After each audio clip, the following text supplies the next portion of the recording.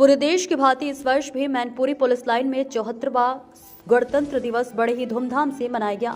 इस अवसर पर कैबिनेट मंत्री ठाकुर जयवीर सिंह मुख्य अतिथि के रूप में पहुंचे, जिन्होंने पुलिस लाइन प्रांगण में आयोजित कार्यक्रम के दौरान देश की आन बान और शान तिरंगे को फहराते हुए सलामी दी। इस उपरांत में पुलिस लाइन में पुलिस अधीक्षक विनोद कुमार के नेतृत्व में आयोजित पुलिस परेड का भी ठाकुर जयवीर सिंह मंत्री ने निरीक्षण किया। तो वही पुलिस लाइन के प्रांगण में जनपद के जाने माने विद्यालयों के छात्र छात्राओं ने देशभक्ति के अलावा संस्कृति कार्यक्रम भी प्रस्तुत दी, जिन्हें देख कैबिनेट मंत्री गदगद दिखे। इस अवसर पर कैबिनेट मंत्री ने भाग लेने वाले स्कूली प्रतिभाओं एवं पुलिस के आला अधिकारियों को शील्ड देकर सम्मानित किया।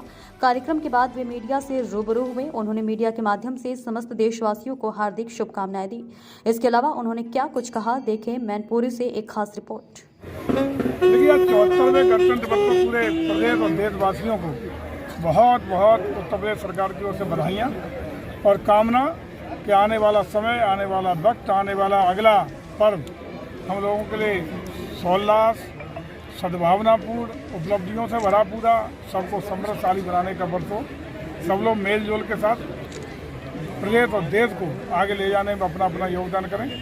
सभी को मेरी बहुत बहुत शुभकामनाएं। पुलिस की बात कर लेते हैं। समय को देखा जाए तो बगैर पुलिस के हम कल्पना नहीं कर सकते।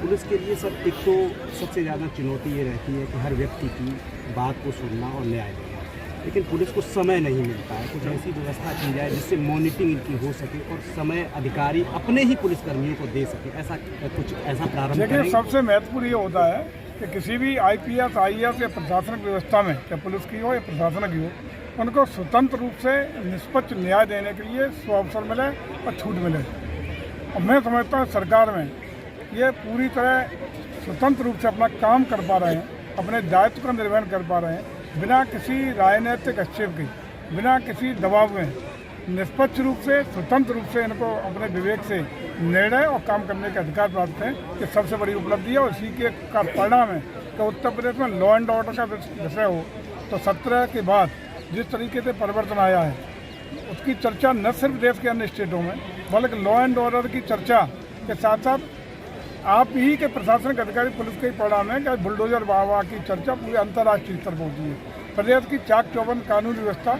इन्हीं सब पुलिस अधिकारियों और प्रशासनिक अधिकारियों की देन है। इसके लिए बहुत बहुत इनको बधाई और शुभकामनाएं।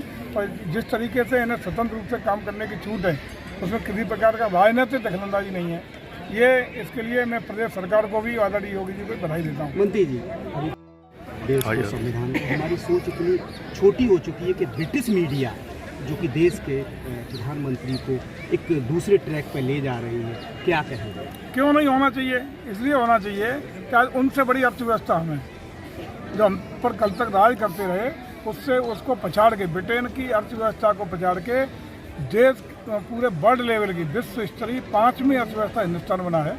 स्वाभाविक है ईर्षा, स्वाभाविक है चिड़न, तो ऐसे कुछ लोग होते हैं तो निश्चित रूप से देश को कमजोर करने के लिए तमाम तरीके से षड्यंत्र करते रहते हैं। उसी का एक हिस्सा है, लेकिन ऐसे षड्यंत्र, ऐसे भावनाएं कभी फलीभूत नहीं होंगी।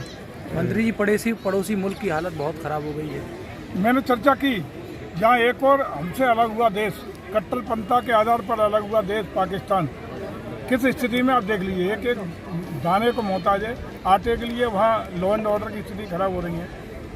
बहुत पूरी तरह अर्थव्यवस्था फेल है और बिल्कुल निकम्मा देश साबित होने की ओर, जीर्ण स्थिति में जाने की ओर है। वहीं दूसरी ओर अगर देखेंगे तो मूल देश भारत माता, जिससे वो अलग हुआ है, वो आज पूरे देश को निःशुल्क राशन, निःशुल्क खाना, निःशुल्क व्यवस्था करते हुए विश्व की